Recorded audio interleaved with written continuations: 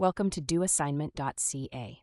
Here is the problem. The velocity of a particle traveling along a straight line is v equals v0 minus ks, where k is a positive constant.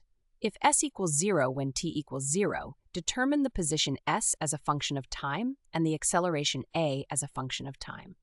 Now let us work through the solution step by step.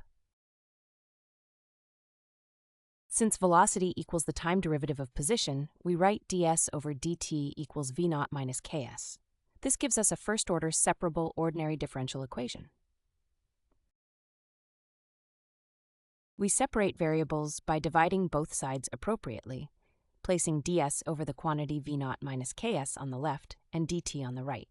Integrating the left side gives negative 1 over k times the natural log of the absolute value of v0 minus ks, and the right side gives t plus a constant c.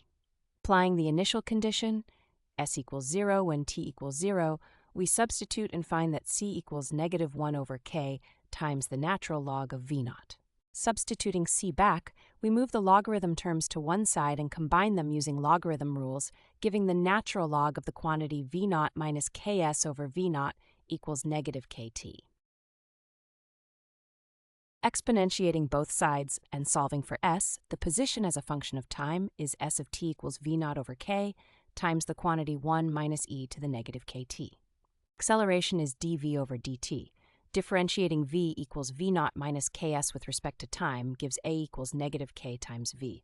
Substituting v equals v0 times e to the negative kt yields acceleration equals negative k times v0 times e to the negative kt.